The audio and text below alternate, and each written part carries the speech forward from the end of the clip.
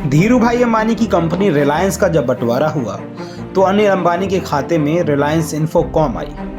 वहीं मुकेश अंबानी को पेट्रोकेमिकल मिला। दोनों को बराबर की हिस्सेदारी मिली। लेकिन आज देखिए, एक भाई एशिया का सबसे अमीर उद्योगपति है तो दूसरा भाई अपनी दिवालिया कंपनी के कर्ज का बोझ उठा रहा है। एक वक्त था जब अनिल अंबानी दुनिया के छठे सबसे अमीर उद्योगपति थे, लेकिन आज हालत ये है कि वो दिवालिया हो चुके हैं। बैंकों के भारी भरकम बोझ तले दबे अनिल अंबानी करीब 49 बार डिफॉल्टर बन चुके हैं। कंपनी के बंटवारे के कुछ सालों तक ठीक चलता रहा, लेकिन फिर अनिल अंबानी बर्बादी की राह पर चल पड़े। अनिल अंबानी की आरकॉम दिवालिया होने की कगार पर पहुंच गई।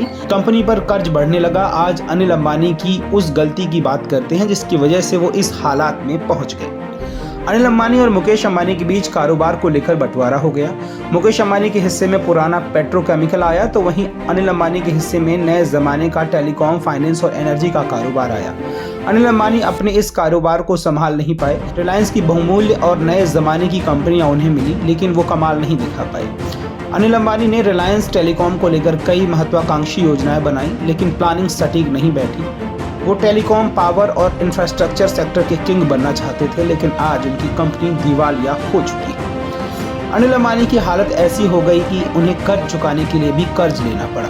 कर्ज का ये दर्द उस वक्त और भारी हो गया जब आरकॉम और एयरसेल के विलय में असफलता मिली। साल 2016 में आरकॉम और एयरसेल का विलय विफल रहा।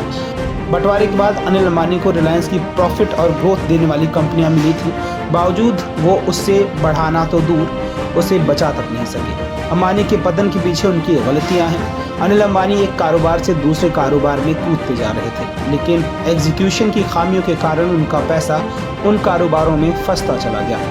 अनिल नए प्रोजेक्ट में पैसा लगाते जा रहे हैं, जिसके चलते उन पर कर्ज का बोझ बढ़ता जा रहा था। कर्ज अब कंट्रोल से बाहर हो रहा था। साल 2021 तक अनिल अंबानी की कंपनियों पर कर्ज का बोझ करीब 2 लाख करोड़ रुपए तक पहुंच गया है।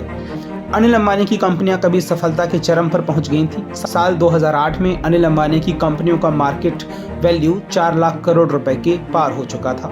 साल 2019 में ये वैल्यू गिरकर 2391 करोड़ रह गई। अनिल अंबानी बैंकों के कर्ज के बोझ तले दबे जा रहे थे। जो अनिल अंबानी 10 साल पहले तक दुनिया के अमीर उद्योगपतियों में से एक थे, अब वो कंगाली की कगार पर पहुंच चुके थे। कंपनी से खुद ही दिवालियापन के रास्ते पर चलने का फैसला किया।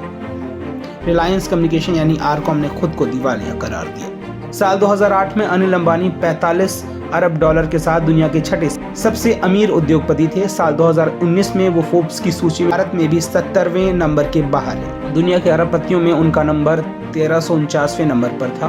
अनिल अंबानी अपनी गलतियों से सब गंवा बैठे। साल 2019 में जब अनिल अंबानी के पास 1.7 अरब डॉलर की संपत्ति बची थी, उस वक्त मुकेश अंबानी के पास 50 अरब डॉलर थी। अनिल मुकेश के सामने दूर दूर तक नहीं टिक पा रहे हैं। मुकेश अंबानी आज दुनिया के टॉप 10 अमीरों में शामिल हैं। मुकेश अंबानी के पास 85 अरब डॉलर से अधिक की संपत्ति है, वहीं अनिल अंबानी आज दिवालिया हो चुके हैं।